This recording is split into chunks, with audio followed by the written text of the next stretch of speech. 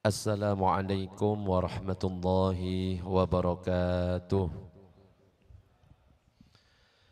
Bismillah walhamdulillah wassalatu wassalamu ala rasulillah Sayyidina Muhammad ibn Abdullah wa ala alihi wa sahbihi wa man walah la hawla wa la quwata illa billah amma ba'du. نوينا التعلم والتعليم والتذكر والتذكير والنفع والانتفاع والإفادة والاستفادة والحث على تمسك بكتاب الله وسنة رسوله والدعاء إلى الهدى والدلالة على الخير وابتغاء وجه الله ومرضاته وقربه وثوابه سبحانه وتعالى إلى حضرة النبي المصطفى محمد صلى الله عليه وسلم. الفاتحة. أعوذ بالله من الشيطان الرجيم. بسم الله الرحمن الرحيم. الحمد لله رب العالمين الرحمن الرحيم مالك يوم الدين إياك نعبد وإياك نستعين اهدنا الصراط المستقيم صراط الذين أنعمت عليهم غير المغضوب عليهم ولا الضالين آمين. Para jamaah Bapak Ibu yang dirahmati oleh Allah, alhamdulillah pada kesempatan pagi ini kita bisa berkumpul di tempat ini, bisa sholat subuh berjamaah, kemudian kita lanjutkan ngaji bareng. Mudah-mudahan semuanya istiqomah, amin ya rabbal alamin. Dan pembahasan kita adalah melanjutkan kajian sebelumnya. Sebelumnya sudah kita sampaikan tentang masalah bagaimana cara sholat berdasarkan 4 mazhab. Kalau ada yang bertanya, Ustadz kenapa kok 4 mazhab, kok tidak berdasarkan cara Nabi sholat? Jangan salah, 4 mazhab itu mengajarkan kepada kita sholat kira-kira pakai cara sesuai dengan Nabi atau tidak? Pasti sesuai dengan apa yang diajarkan oleh Rasulullah SAW. Jadi jangan sampai membandingkan Anda pilih ikut Nabi atau ikut 4 mazhab. Tidak ada perbandingan seperti itu. Karena 4 mazhab mengajarkan cara sholat tentunya berdasarkan hadis-hadis Nabi. Artinya apa? Ketika kita ikut apa yang disampaikan oleh imam mazhab, misalkan Imam Syafi'i, berarti apa? Kita memahami Al-Quran dan hadis berdasarkan pemahaman Imam Syafi'i, dan itu jauh lebih selamat daripada kita yang memahami Al-Quran dan hadis secara langsung, apalagi kalau melalui terjemahan, itulah tambah bahaya. Dan sekarang fenomena yang terjadi itu adalah orang membuka Al-Quran, membaca terjemahan, membuka hadis, membaca terjemahan, kemudian dia berfatwa dengan apa yang dia baca. Padahal dia bukan ahlinya, seharusnya tidak boleh seperti itu. Kalau yang terjadi seperti itu rusak agama. Dan itu ibaratnya orang membaca buku kedokteran, kemudian dia membuka praktek. Kira-kira bahaya enggak? Bahaya untuk pasiennya. Maka lebih baik ikut kepada yang ahli. Sesuai dengan yang difirmankan Allah, fas'alu ahlaz dzikri in kuntum la ta'lamun, tanyakan kepada ulama kalau kamu tidak mengetahui. Nah, sekarang akan kita bahas bagaimana cara sholat selanjutnya. Yang kita bahas pertama, niat sudah. Berdiri sudah. Sekarang ketika kita sudah berdiri, tentunya yang kita lakukan adalah takbiratul ihram. Dan kalau kita lihat dalam kehidupan bermasyarakat beda-beda cara takbirnya. Dan itu sudah tahu semuanya perbedaan itu. Ada yang misalkan ketika takbir lurus dengan telinga, betul? Ada yang cuma di dada, betul? Pernah melihat seperti itu? Ada yang sebenarnya Allahu Akbar, ada yang Allahu Akbar. Pertanyaannya, mana yang paling betul di antara dua cara itu? Halo? Semuanya betul? Nah, ini yang akan kita bahas. Supaya apa? Ketika kita melihat orang yang di depan dada, melihat orang yang takbirnya dilurus dengan telinga, tidak mudah menyalahkan. Ini yang paling sunnah. Nah, ini penyakit yang berbahaya. Nah, ini yang akan kita bahas. Pertama, hadis yang diriwayatkan oleh Imam Abu Daud dikatakan dari Wa'il bin Hujr, qultu la anzuranna ila salati Rasulillah sallallahu alaihi wasallam. Sungguh aku melihat bagaimana Rasulullah mengerjakan salat. Kaifa yusolli, Gimana cara sholat Nabi? Faqama Rasulullah sallallahu alaihi wasallam, ternyata Rasulullah itu berdiri. Ketika sudah berdiri, fastaqbalal qiblatah, menghadap ke arah kiblat, faqabbarah, bertakbir, farafa'a yadayhi hatta hadata udhunayhi, lalu mengangkat kedua tangannya sejajar dengan kedua telinga. Cara yang pertama.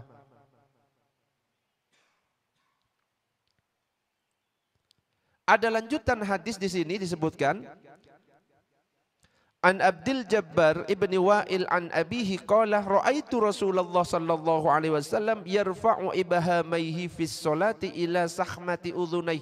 Jadi Rasulullah ketika mengangkat lurus dengan telinga itu sejajar dengan cuping telinga. Itu cara pertama. Jadi mengangkatnya seperti ini. Oke? Enggak terlalu ke atas, tidak terlalu ke bawah, tapi lurus dengan cuping telinga. Tangannya menghadap ke arah kiblat, tidak terlalu rapat, tidak terlalu mengganggang. Ada juga yang seperti ini, betul? Salah itu. Tapi hadapkan ke arah kiblat. Ini cara yang pertama dan ini pendapat yang dipakai dalam mazhab Syafi'i. Makanya kalau kita melihat ada saudara kita sholat mengangkat tangan seperti ini lurus dengan telinga, berarti dia memakai pendapatnya Imam Syafi'i. Kita praktik bareng-bareng. Nanti kita praktik cara yang kedua, monggo. Gak usah sungkan-sungkan, kita bareng-bareng sama-sama belajar, saya juga belajar. Monggo bersama-sama. Allahu Akbar. Praktek yang pertama, lurus telinga. Tidak terlalu mekar, tidak terlalu rapat, sewajarnya. Hadap ke kiblat. Yang biasanya kita lihat takbirnya seperti ini kurang tepat, meskipun tetap sah. Hadap ke arah kiblat. Coba bersama-sama, monggo. 1, 2, 3. Allahu Akbar. Untuk cara berikutnya nanti sendekap ada sendiri.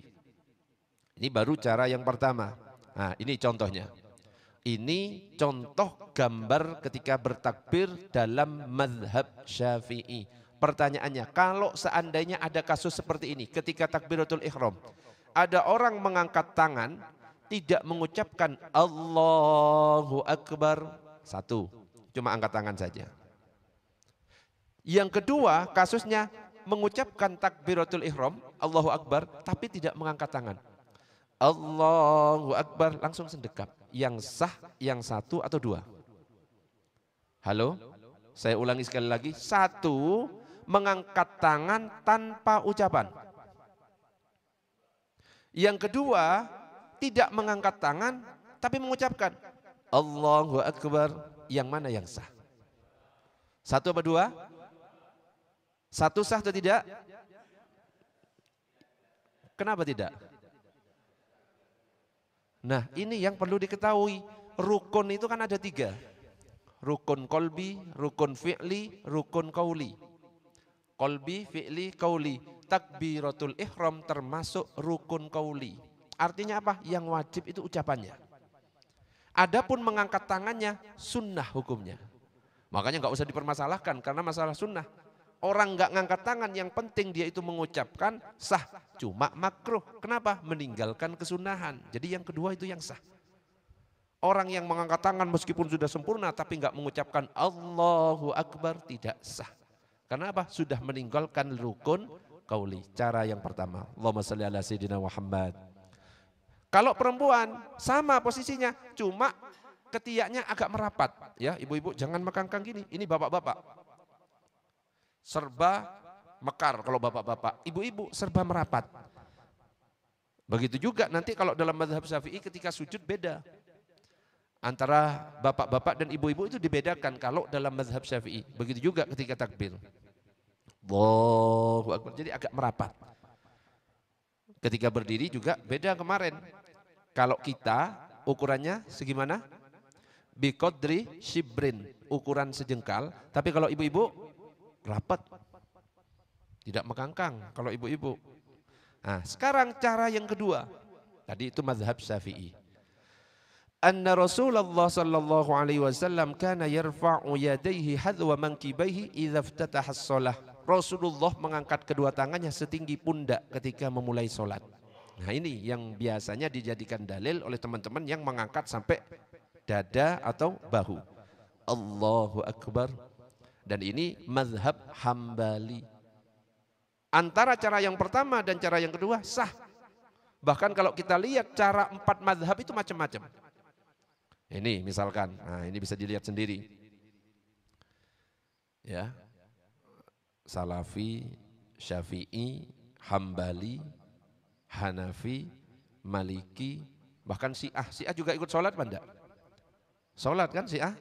Ya urusan nanti dia di luar Islam atau enggak beda lagi, tapi kan ikut sholat. Jadi ini perbedaannya, gak masalah. Masalah angkat tangan itu hukumnya sunnah, yang wajib itu adalah ucapan. Cuma supaya mendapat keafdoliyahan, kalau mazhab Syafi'i lurus dengan telinga, kalau mazhab Hambali lurus dengan dada atau bahu. Nah yang gak boleh seperti ini ya, ini gak ada. Meskipun lurus telinga gak ada ya, ini gak boleh. Atau terlalu tinggi seperti ini ya, jadi kalau ketinggian ya mirip ini, kalau modelnya kayak gini ya miripnya ini, gitu aja. Bisa difahami sampai di sini? Nah, wes sebelum dilanjutkan, nanti ada lanjutannya. Ada pertanyaan sampai takbiratul ihram, 2 cara takbiratul ihram ini. Monggo kalau ada, boleh. Oke, monggo. Pakai mic biar masuk.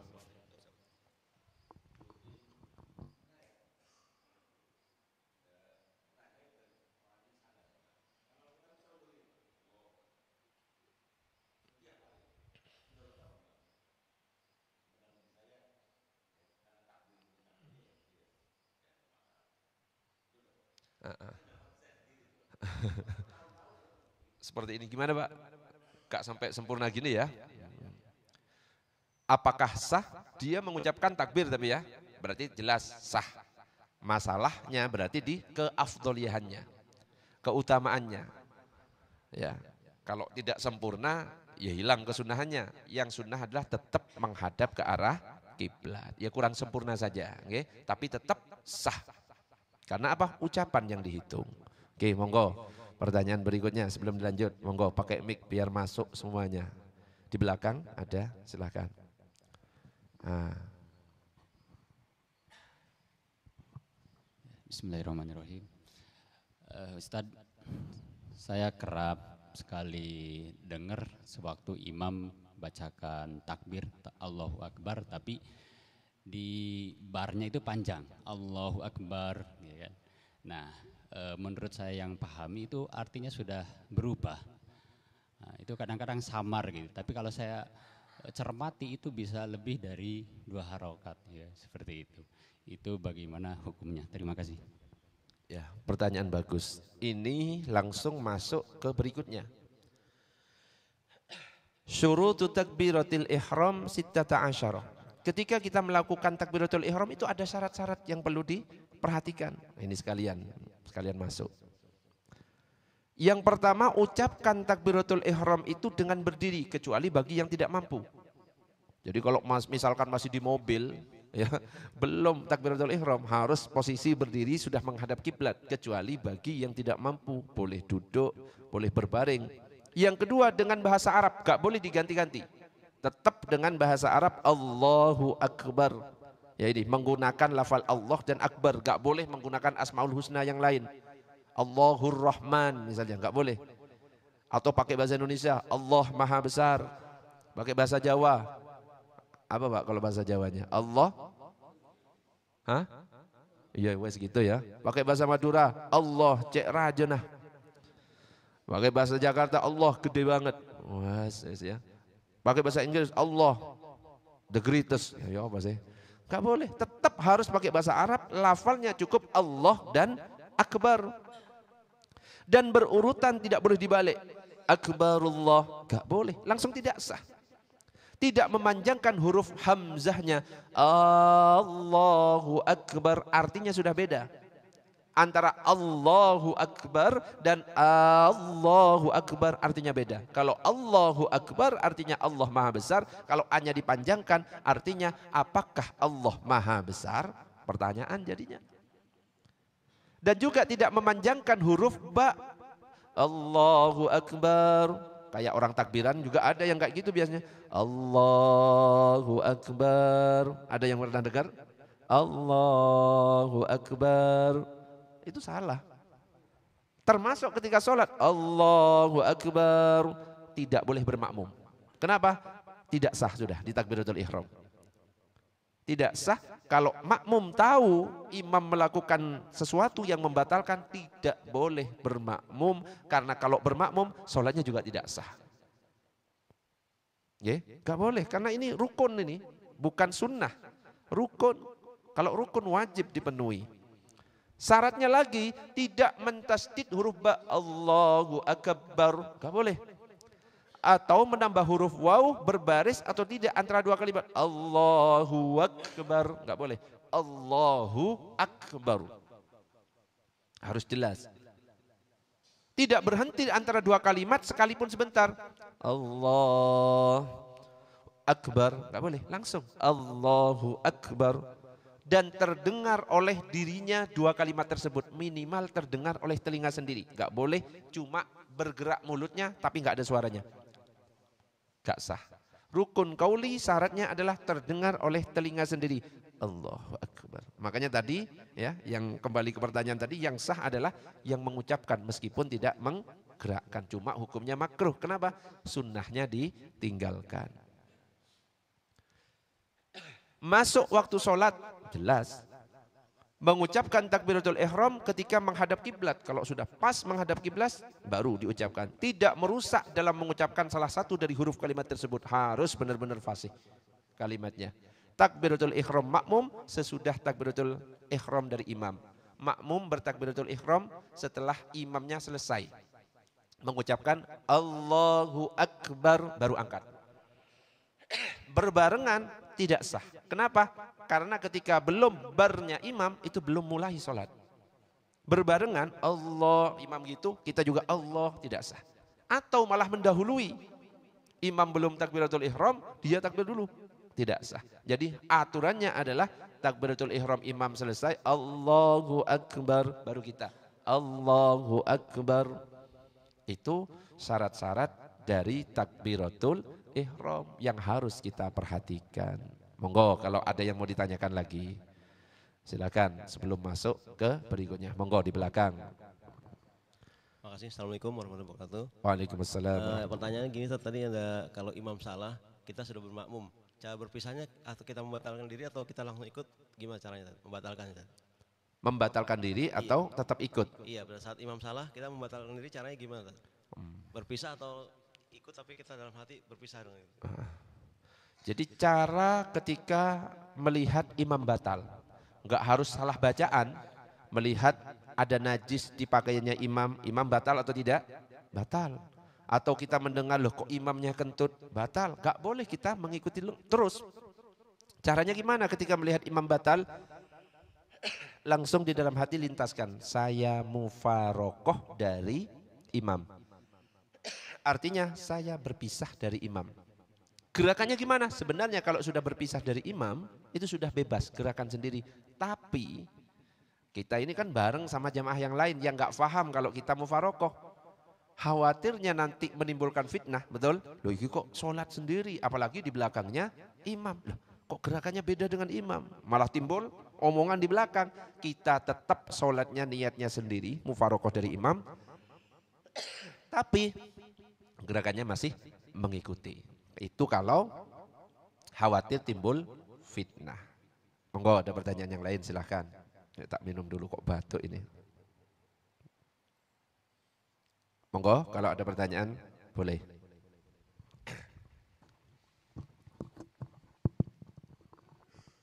Bismillahirrahmanirrahim. Assalamualaikum warahmatullahi wabarakatuh. Waalaikumsalam. Tanya Pak Ustadz, pada saat sholat kita tidak menghadap kiblat, misalkan menghadap timur dalam perjalanan, di dalam kendaraan, gimana? Terima kasih. Oke. Sholat di dalam kendaraan. Yang biasanya kita sering dengarkan,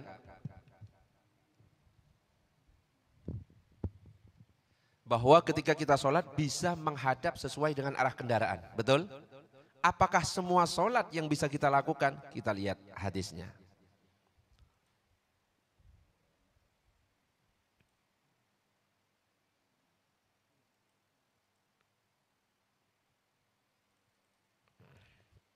Kita cek sholat di atas kendaraan itu sebenarnya gimana. Nah, kalau yang kita tahu orang-orang wes mau sholat wajib, mau sholat sunnah, semuanya sholatnya menghadap ke arah sesuai dengan kendaraan. Sebenarnya hadisnya seperti apa? Kita cek. Jadi biar langsung jelas dan clear. Tidak ada pertanyaan lagi. Nah ini, hadis yang pertama. Kana Rasulullah sallallahu alaihi wasallam yusalli ala rahilatihi. Rasulullah ini pernah mengerjakan salat di atas tunggangannya haitsu tawajjahat. Menghadap sesuai dengan arah kendaraannya itu. Tapi lihat kalimat selanjutnya fa idza aradal fariidhah. Ketika Rasulullah mau mengerjakan salat fardu, nazalah, turun Rasulullah. Fastaqbalal qiblatah, maka Rasulullah kemudian menghadap kiblat. Artinya Rasulullah ketika menghadap ke arah kendaraan itu kira-kira sholat apa? Sunnah. Sholat wajib turun. Belum selesai, ada hadis yang lain.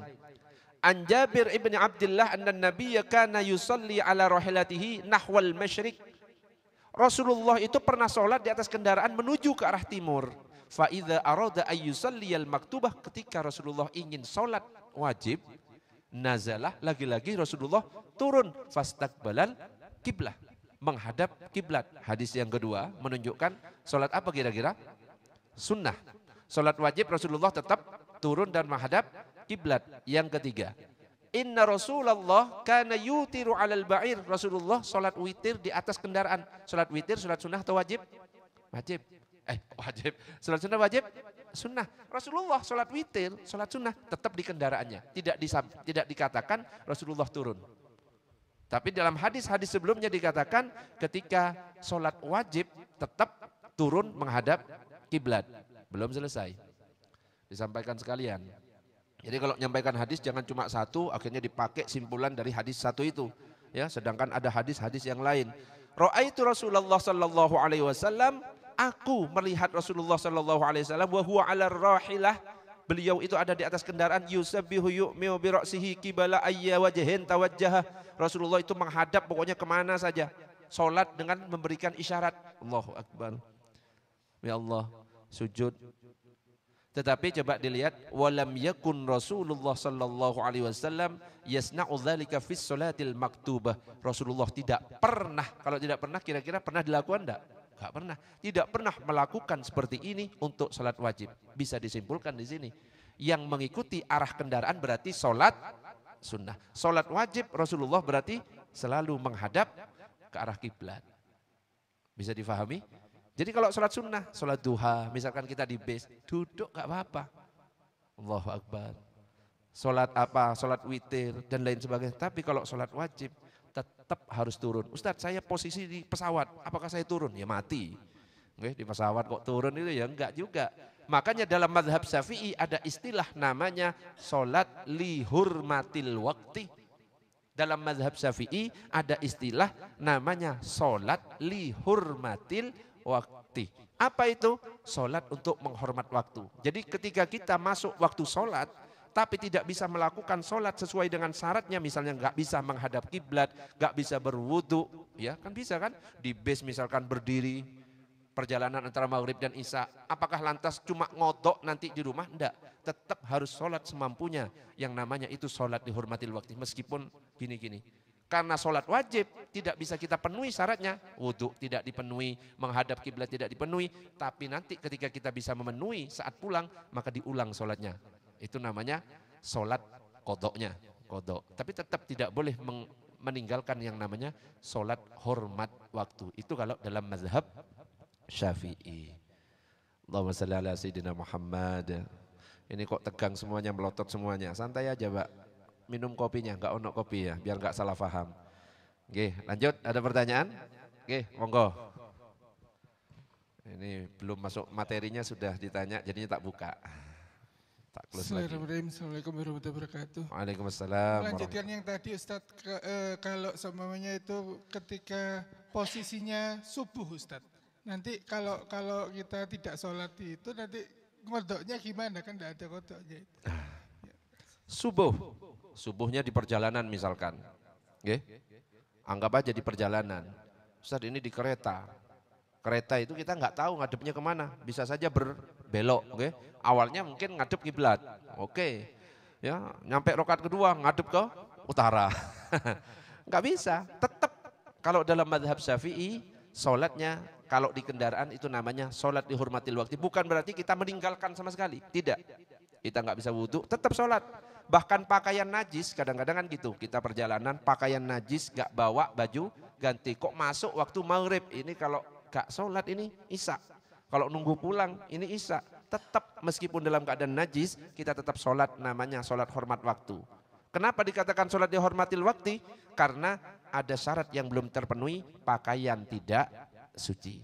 Begitu juga ketika sholat subuh, misalkan di kereta, tetap ketika masuk waktu, karena kita tidak bisa memenuhi, sholat aja sambil duduk. Tidak bisa memenuhi kan? Wudhu mungkin tidak sempurna, tidak bisa berdiri, itu kan rukun. Tidak bisa menghadap kiblat, betul? Ini sudah tidak terpenuhi syarat dan rukunnya. Maka sholat yang dikerjakan waktu di kendaraan itu namanya lihurmatil waktu. Nyampe di terminal ternyata jam 6:30. Gimana kodoknya? Langsung setelah itu kodok. Tapi nggak usah dijamak sekalian sama duha ya.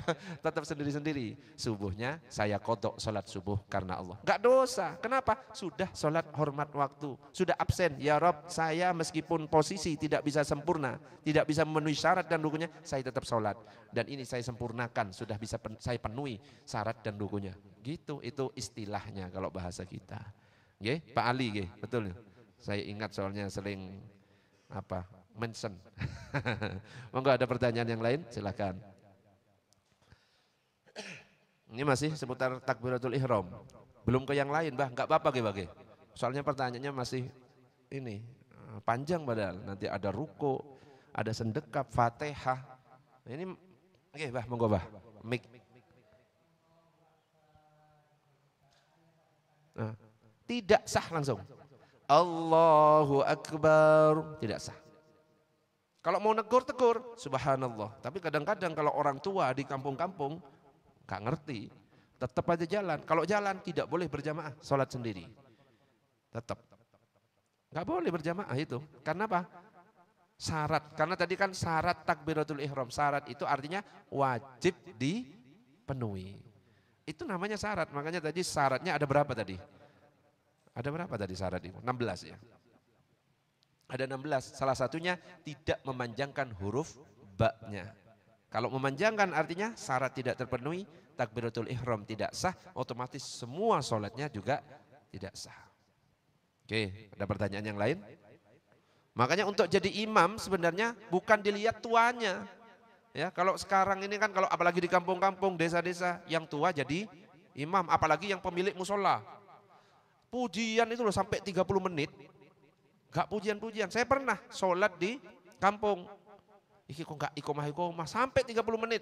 Ternyata nunggu pemilik musola tua. Ternyata wis nungguin 30 menit, sholatnya yang dibaca apa? Al-Ikhlas sama An-Nas. Astagfirullah, sholatnya pendek. Nunggu pujiannya 30 menit. Bukan itu, cara milih imam itu bukan dilihat tuanya. Tapi pertama yang harus dilihat apanya? Halo? Fasih apa ilmunya? Bacaan Al-Quran apa ilmunya? Kalau bacaan Al-Quran anak kecil usia 10 tahun banyak yang hafal Quran. Tapi belum tentu anak kecil yang usia 10 tahun yang hafal Quran ketika batal ngerti caranya bagaimana keluar dari jadi imam itu. Enggak. Tapi yang dilihat adalah faqih, orang yang faham ilmu fikihnya. Meskipun hafalannya cuma ya ini. Itu yang dipilih terlebih dahulu. Kenapa? Menjaga ketika terjadi sesuatu dalam sholatnya batal atau ini ngerti caranya. Nah, baru yang kedua kalau ada orang sama-sama faham ilmu fikih baru yang dilihat fasihnya. Oh ternyata ada dua orang sama-sama fikihnya bagus. Bacaan Qurannya bagus. Baru dipilih apanya? Jadi dilihat itu ada standar-standarnya. Tuanya dilihat, oh yang tinggal pertama kali di daerah itu siapa? Oh ini. Yang lebih tua siapa? Oh ini.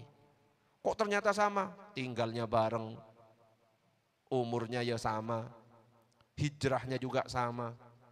Yang dilihat apa? Yang paling sabar. Gimana cara nilainya? Orang yang paling sabar biasanya istrinya lebih dari satu, ya, sering diomeli. Iku wis terbukti kesabarannya, omelannya lebih banyak. Pilih istri yang dua itu lebih pantas untuk jadi imam. Oke? Loh penting beneran. Loh kok sama-sama punya istri dua? Yang paling ganteng. Kenapa? Imam yang disenangi oleh jamaah itu sunnah. Imam yang dibenci oleh jamaah makruh hukumnya. Nah, itu pengaruh itu. Makanya imam harus ganteng. Ya, kalau bisa yang lebih banyak istrinya itu yang dipersilahkan jadi. Nah ini nggak bercanda lah ya, serius. Tapi jangan Pak besok tiba-tiba kok istrinya dua semuanya, jangan ya. Repot saya nanti. Allahumma shalli ala sayyidina Muhammad. Oke, ada pertanyaan? Monggo. Monggo. Mic-nya langsung digeser. Waalaikumsalam. Salat yang kita tadi yang naik kendaraan Ustaz ya. Ini kan untuk sementara kita tidak memenuhi rukunnya ya. Betul. Terus kita lupa tidak mengodok. Bagaimana salat kita apa diterima atau tidak? Masih Ustaz. Ya. Tapi sholat hormat waktu sudah nggak bisa memenuhi rukunnya, jadinya sholat di kendaraan. Tapi dia tahu kalau tidak memenuhi rukunnya, rencananya nanti nyampe mau sholat di kodok. Gimana? Lupa ternyata ya. Gimana? A'dzarus sholati itsnan. Uzurnya sholat itu dua. Satu, an-naum, orang yang tidur. Yang kedua, an-nisyan, lupa. Jadi kalau dua syarat ini terpenuhi, maka dia itu tidak berdosa ketika meninggalkan sholat. Satu, ketiduran misalkan. Jam 10 pagi tidur, bangun jam 4 sore, duhurnya lewat. Dosa enggak? Enggak dosa. Kalau memang benar-benar tidur. Ya, kalau tidurnya jam 1, sudah masuk waktu duhur, dia enggak sholat, bablas ke jam 4, itu dosa. Atau tidurnya jam 10, jam 1 sebenarnya sempat bangun, tidur lagi. Nah itu dosa.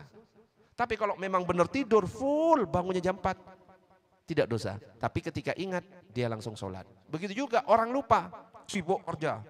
Ya, atau mungkin perjalanan habis sholat hormat waktu karena sibuk, nenteng ini, lupa. Baru ingat 1 minggu kemudian. Iya lupa, dulu itu belum saya kodok. Tidak dosa, langsung kodok ketika ingat. Itu rumusnya. Ada pertanyaan, nanti hadisnya lengkap tentang masalah kodok sholat. Monggo ada pertanyaan yang lain silahkan. Atau dilanjut dulu ini. Lanjut dulu ini enggak bergerak, cuma tok ini cuma takbiratul ihram. Ini belum sendekap, belum ini, enggak apa-apa. Nah, kita masuk ke berikutnya. Karena kalau memang sholat ini kan setiap hari kita lakukan. Pasti pertanyaannya banyak. Ustadz saya lupa ketika sholat ini, kan harusnya sujud sahwi. Lah tapi ketika rakaat terakhir, sujud sahwinya juga lupa Ustadz. Nah itu gimana? Harusnya sujud sahwinya juga lupa. Nah itu gimana? Itu nanti kita lanjut dulu ke sendekap. Nah ketika selesai takbiratul ihram, Allahu Akbar, di manakah posisi kedua tangan? Coba bapak-bapak biasanya di mana posisinya? Tangannya itu posisinya di mana? Apakah di atas? Apakah di sini? Apakah di bawah pusar? Ataukah tidak sendekap? Nah, kalau kita mungkin haji umroh, macam-macam modelnya. Ya, di sini ada, di bawah ada, gak sendekap pun ada. Apakah itu ada dalilnya? Masing-masing ada dalilnya. Gak boleh kita yang paling sunnah ini, enggak. Coba kita cek satu-satu.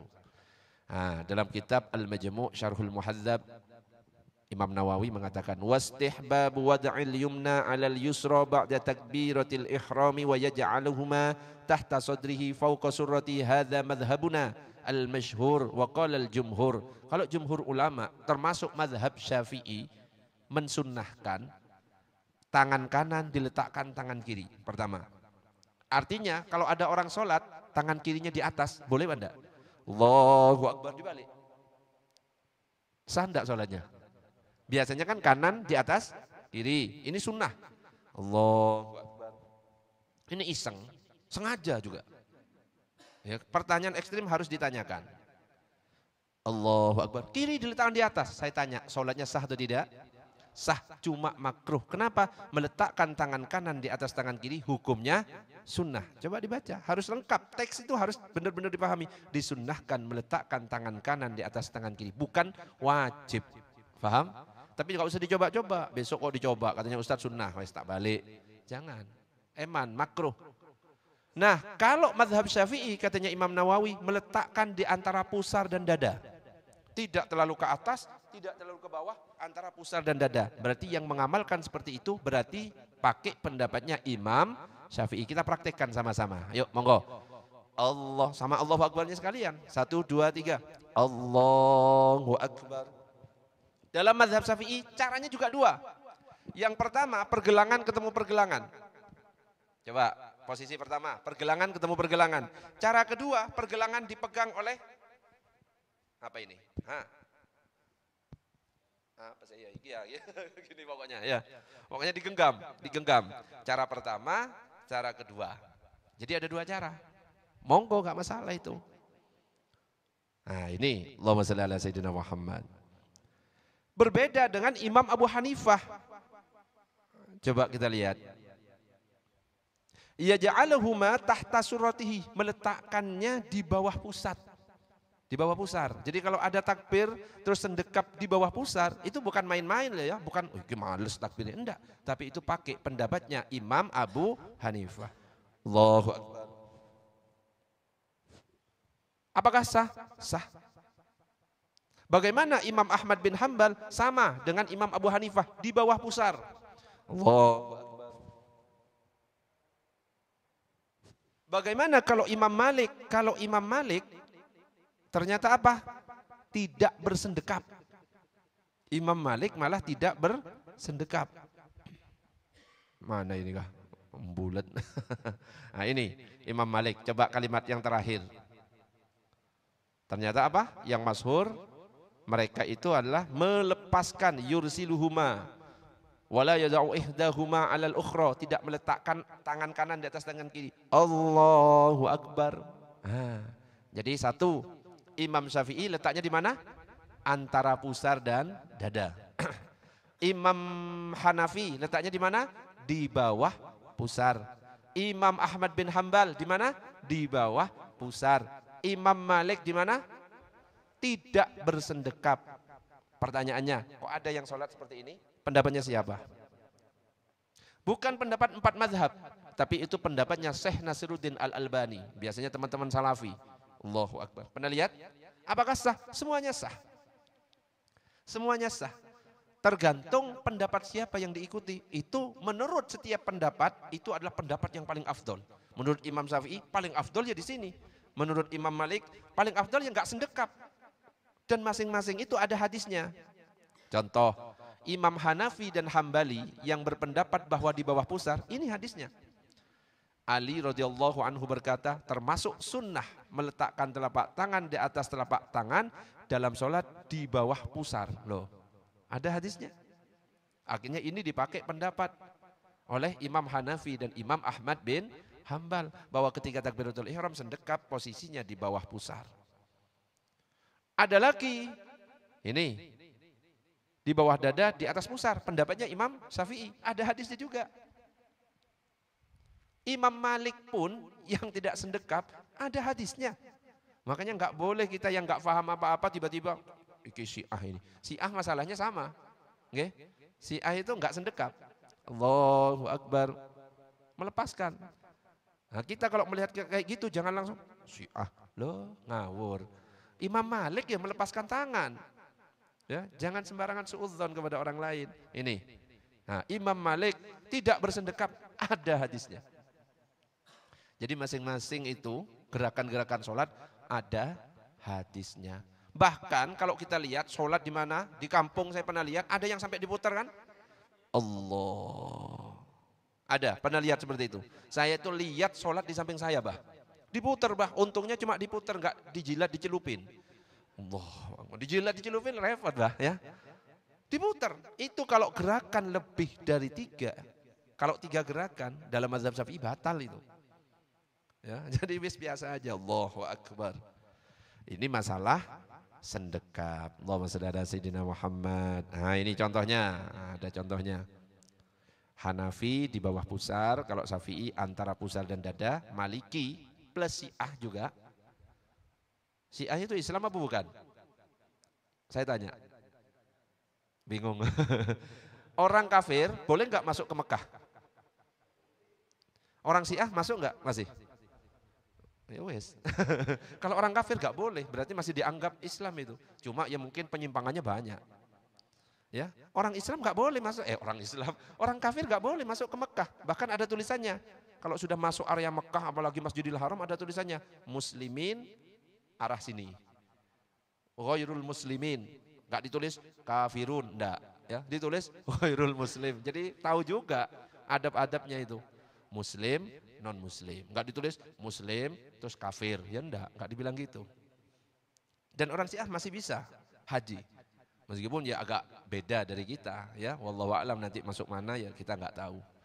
Nah, ini mazhab Ahmad bin Hambal. Ini 4 mazhab. Nah, ini terakhir. An Abi Hurairah 'anil Nabi sallallahu alaihi wasallam, Nabi sallallahu alaihi wasallam itu annahu naha an yusalliyar rajulu muhtasiron. Gak boleh, kata Nabi, melarang untuk sholat dengan diletakkan di pinggang. Allahu Akbar. Tahu maksudnya? Allahu Akbar. Tapi saya tanya, sah atau tidak? Sah. Makruh. Larangan di sini adalah larangan makruh. Jadi yang takbiratul ihram terus kemudian kayak gini ya, itu gak boleh. Makruh hukumnya. Tapi kalau seandainya ada yang praktek, tetap sah. Tapi besok jangan praktek semuanya. Waktu ini semuanya katanya Ustaz sah. Ojo ya. Enggak usah, kalau bisa makruh itu ditinggalkan. Oke, Allahumma shalli ala sayyidina Muhammad. Ada yang mau ditanyakan tentang masalah sendekap? Monggo.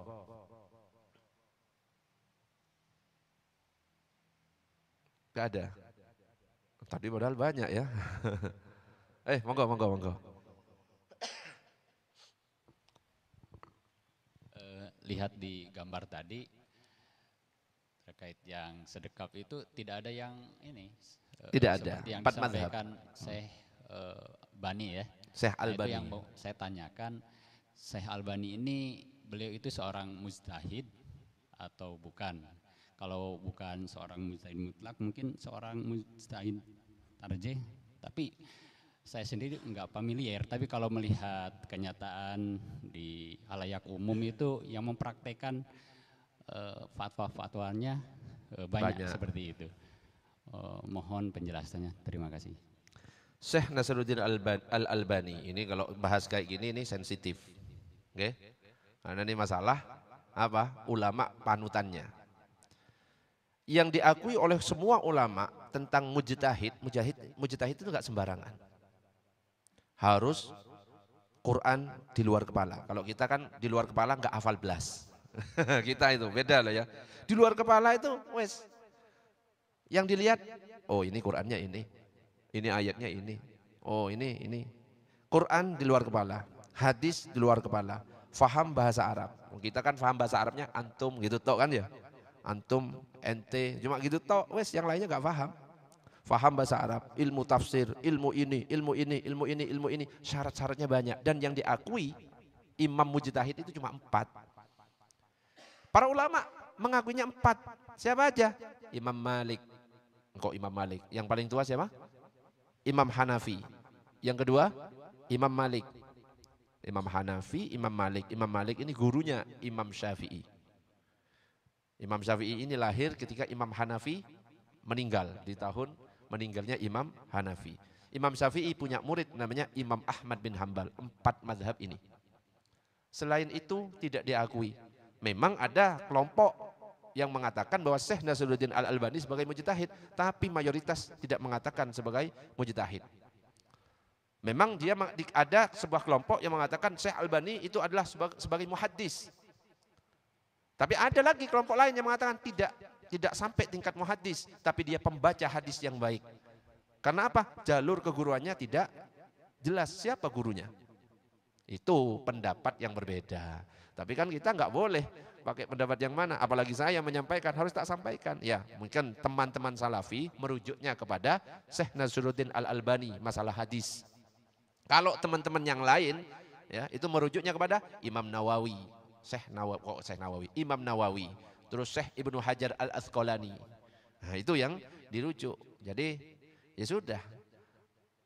Intinya apa? Semakin dekat zamannya kepada Nabi itu yang paling bagus. Kenapa? Nabi mengatakan apa? Khairun nas qarni. Zaman sebaik-baiknya manusia itu adalah zamanku. Jadi para sahabat. Kemudian setelahnya, setelah sahabat siapa? Tabi'in. Setelah tabi'in siapa? Tabi'ut tabi'in. Dan 4 mazhab semuanya ada di tabi'in. Contohnya Imam Hanafi. Ada yang mengatakan termasuk tabi'in. Sedangkan imam yang lainnya masuk tabi'ut tabi'in. Kira-kira termasuk orang yang paling baik. 4 mazhab. Bahkan termasuk ulama salaf. Ulama salaf ini 3 abad hijriah. Ya. Tidak sembarangan mengatakan salaf. Sedangkan yang diikuti ulama sekarang. Ulama salaf ini masanya adalah zaman Nabi, sahabat, tabi'in, tabi'ut tabi'in. Dan 4 mazhab termasuk di dalam tabi'in dan tabi'ut tabi'in. Jadi kalau ada orang mengikut 4 mazhab, berarti dia mengikuti ulama-ulama salaf. Nah, kalau yang diikuti ulama-ulama zaman sekarang, mengaku-ngaku sebagai salaf, tidak pantas. Ulama setelahnya namanya kholaf. Ini melotot bingung atau gimana? Mikir dah. Ya wes, kalau usah dilanjut. Wah, ini gara-gara pertanyaannya gitu. Ini dalam ini ya. Ini ya sudahlah. Wes, nggak usah dilanjutkan, nggih. Cukup kalau 4, makanya enggak termasuk di dalam sini. Karena ulama tidak sepakat tentang kemujtahidannya. Ya, kalau misalkan teman-teman dari Nahdlatul Ulama, siapa lagi? Muhammadiyah, enggak menganggap sebagai mujtahid, cuma sering mengutip hadis. Betul? Disahihkan oleh Syekh Nasiruddin Al-Albani, biasanya kayak gitu.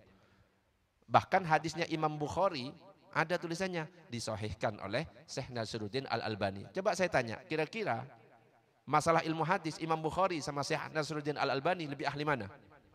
Bukhari. Enggak perlu disahih-sahihkan karena yang paling sahih setelah Al-Qur'an Bukhari dan Muslim. Dan itu para ulama sepakat. Makanya kalau Bukhari, wes gak usah dicek. Bahkan Imam Bukhari yang ahli hadis, dia bermazhab. Mazhabnya apa?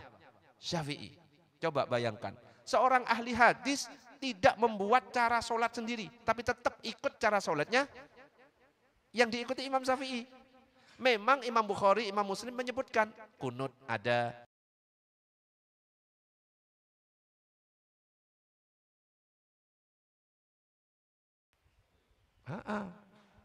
Kenapa? Imam Bukhari bukan tingkatan mujtahid. Coba bayangkan, Imam Bukhari bukan mujtahid, padahal ahli hadis.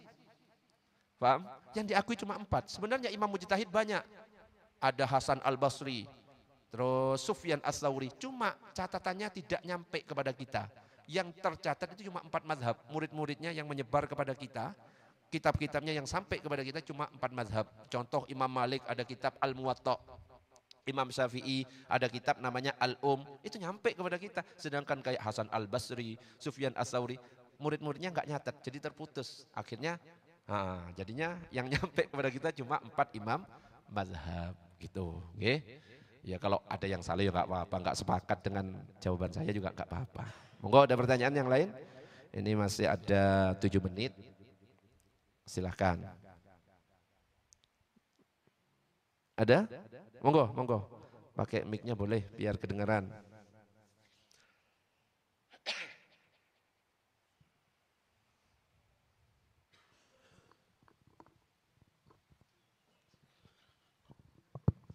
Assalamualaikum warahmatullahi wabarakatuh. Waalaikumsalam warahmatullahi wabarakatuh. Ya, Ustadz, dalam hal sholat ini kan imamnya anggaplah 4, Imam Syafi'i, Maliki dan yang lainnya itu. Nah, kalau saya pernah dengar ada Ustadz yang menyampaikan yang namanya makmum itu kan harus mengikuti imam, seperti itu. Nah, bagaimana kalau misalkan imam itu menggunakan dalam hal sholatnya, misalkan menggunakan mazhab Syafi'i, sementara makmumnya kan macam-macam, mungkin ada yang Syafi'i, ada yang Maliki, Hambali, seperti itu. Nah, dimulai dari niat, seingat saya kalau tidak salah Ustadz sendiri pada pertemuan sebelumnya menyampaikan seperti niat itu kan bisa, niat dari rumah itu pakai sepeda motor dari rumah itu Imam sudah Hanafi. boleh gitu ya. Imam Nah, Hanafi. ada yang Pak Allahu Akbar niat seperti itu. Bagaimana kalau makmumnya beda-beda kayak gitu, Ustadz? Terima kasih. Assalamualaikum warahmatullahi wabarakatuh. Waalaikumsalam warahmatullahi wabarakatuh. Contoh yang paling nyata, misalkan ketika sholat subuh, okay? Ada yang kunut, ada yang tidak. Rumusnya itu hadis Nabi. Innama ju'ilal imamu liyu'tamma bih. Imam itu dipilih atau dijadikan untuk diikuti, bukan diselisihi. Artinya ketika imam takbir, takbir. Bagaimana takbirnya kok kalau beda Ustaz? Imam Syafi'i kan ketika niat barengan dengan takbir, betul? Allahu Akbar. Saya mazhab Hambali. Takbir saya sebelum, kok takbirnya? Niat saya sebelum takbir. Apakah sah? Sah. Menurut cara imam yang dipakai masing-masing. Tidak harus sama, tapi masalah gerakan itu dianjurkan sama. Faham maksudnya? Jadi kalau misalkan masnya pakai mazhab Hanafi, saya Hanafi Ustaz. Jadi saya mengeluarkan sepeda motor niat untuk sholat subuh itu sudah termasuk niat, langsung saya takbir. Sah. Karena Imam Hanafi sudah mengatakan sah. Meskipun imamnya beda bermadzhab Syafi'i tetap sah. Itu ada dalam kitab Yaqutun Nafis. Nah, pembahasannya. Adapun ketika gerakan itu dianjurkan sama semuanya. Ya, karena memang innama ju'ilal imamu liyu'tamma bi, imam dipilih untuk diikuti. Kalau kita sholat di tempat yang enggak kunut, yang mazhab Syafi'i, ya enggak usah kunut. Ya, lainnya sujud, Allahu Akbar sujud kunut sendiri. Allahumma hdina fiman hada. Wes. Meskipun ada caranya, dia pengen kunut ada, tapi pakai bacaan kunut yang paling singkat. Allahumma ghfirli ya ghafur, langsung. Misalkan mazhab Syafi'i, sholat di tempat yang enggak berkunut, pengen kunut, baca kunut yang singkat. Allahu Akbar, angkat sebentar, Allahumma ghfirli ya ghafur. Allahu Akbar, ikuti. Itu sudah dihitung kunut. Tapi ya sudah, ikuti. Orang yang sholatnya biasanya nggak kunut, kok sholat di tempat yang kunut, ikuti, angkat tangannya. Ya, kita contohlah imam-imam mazhab. Okay? Imam Syafi'i sholat di tempat yang bermazhab Hanafi. Imam Hanafinya kan sudah meninggal. Ketika jadi imam subuh, apa yang terjadi? Murid-muridnya sudah, wah ini sejarah mencatat ini. Untuk pertama kalinya jamaah Hanafi akan kunut. Ternyata apa? Imam Syafi'i gak kunut. Padahal mengatakan kunutnya hukumnya sunnah. Aman kayak gitu. Sama kayak Buya Hamka dan Kiai Haji Idham Khalid dalam perjalanan. Ya. Gantian ketika ngimami. Kiai Idham Khalid, Ketua Umum PBNU pada masa itu. Ketika ngimami, padahal kan biasanya kunut. Tiba-tiba gak kunut. Buya Hamka nanya, loh kok gak kunut? Saya tahu di belakang saya ada Anda yang tidak kunut. Saya menghargai Anda. Bagus. Hari berikutnya Buya Hamka, ya tokoh Muhammadiyah. Ketika sholat malah kunut, padahal biasanya enggak kunut. Ketika ditanya, loh kok Anda juga malah kunut? Karena saya tahu di belakang saya ada Anda yang biasanya mengamalkan kunut. Indah, mantap kalau kayak gitu. Harusnya kayak gitu. Innama ju'ilal imamu liyu'tamma bih. Imam itu dipilih untuk diikuti. Oke, ada pertanyaan yang lain, monggo. Ada waktu 3 menit. Pertanyaan bebas. Berarti ini pembahasannya sampai sampai ini ya. Ingat-ingat. Sampai sendekap. Berarti besok iftitah. Kita itu nanti bacanya banyak. Jangan mudah. Kabira walhamdulillah NU. Allahumma ba'id baini Muhammadiyah, bukan ya. Mau NU Muhammadiyah, mau pakai yang manapun boleh. Bahkan ada doa iftitah yang singkat. Nah, itu cocok untuk dipakai ketika tarawih. Ya. Tarawih pakai doa iftitah yang panjang, ya pulang. Apalagi sholat tarawihnya 20 rakaat. Langsung kul huwaile, ngono ya. Bacanya kabiro, walhamdulillah, la syarika lahu. Oh, pulang. Saya itu setiap tarawih di mana-mana, macam-macam. Sudah ada yang membisikkan, Ustadz ini tarawihnya modelnya NU Ustadz. Cuma 8 rakaat. Gitu ada. Nanti zikirnya sama kayak NU, tapi 8 rakaat. Dalam hati, yes 8. Oh, kan ya. Sama bayarannya gitu loh. Yes 8 deh. Nah, ikut 8. Ya ikut. Malah seneng saya ya. Padahal kalau di rumah ngimaminya 20. Seneng. Apa Ustadz nambah? Enggak, capek. Tiap hari saya ngimami ya. Wes, sholat di sini 8. Sholat di situ 20. Bahkan pernah ditegur saya ngimami pelan.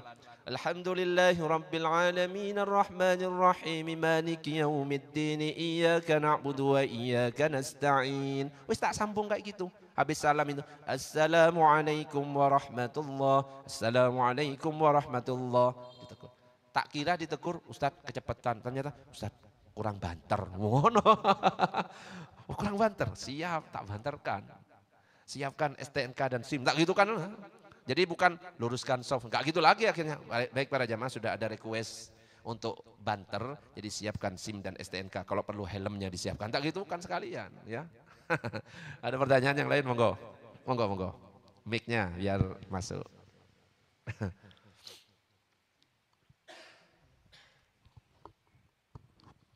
Assalamualaikum warahmatullahi wabarakatuh. Waalaikumsalam. Ada pertanyaan satu, Ustadz. Kaitannya pada saat kita sholat berjamaah, khususnya kami, saya sebagai makmum itu ya, kapan mulai mengikuti pergerakan imam kan untuk kesempurnaan sholat, biar sholat berjamaah, gerakan sama dan sebagainya. Seandainya habis takbiratul ihram pada saat ruku mau sujud, kapan kalimat imam mengatakan gerakan. Allahu Akbar, jamaah makmum ini sudah melakukan pergerakan begitu. Terima kasih Ustaz. Ya, wah, nggih matur nuwun. Pertanyaan bagus. Kapan makmum gerak ya? Kadang-kadang kan ada yang membarengi. Allahu Akbar wis ikut. Sami Allah, imam belum tegak sudah ada ikut. Betul? Ketika bangun dari sujud, Allah, wis ada yang bangun. Itu yang kurang tepat. Yang benar gimana? Imam sudah mengucapkan kalimat-kalimatnya. Allahu Akbar, imam gerak. Kok imam? Makmum gerak. Sami Allah, jangan bangun dulu makmum itu. Sami Allahu liman hamidah, baru bangun. Rabbana lakal hamd. Nah, masalah Rabbana lakal hamd ini nanti ada masalah. Bukan ada masalah, ada perbedaan. Apakah makmum itu menjawabnya dari Sami Allah, apa cukup Rabbana lakal hamd? Ada nanti, 4 mazhab beda. Jadi apa? Makmum boleh bergerak setelah imam selesai ucapan takbirnya. Allahu Akbar, baru. Allahu Akbar, baru. Oke, itu yang benar. Monggo ada pertanyaan. Kurang 30 detik, silakan. Ada? Monggo, boleh lagi mic. Boleh. Ini nanyanya sudah 3 kali, nanti kita di belakang ya. Monggo. Mohon Ustadz, ini satu pertanyaan mungkin di luar tema Ustadz, mohon maaf. Boleh. Beberapa hari yang lalu saya ada kiriman dari saudara saya di luar kota. Ini menikah. Menikahnya ini kan mohon maaf namanya saya samarkan ya. Anggaplah nama lengkapnya sesuai KTP, sesuai KK-nya itu namanya Mas Santoso, ada masnya, Mas Santoso. Anaknya ini menikah.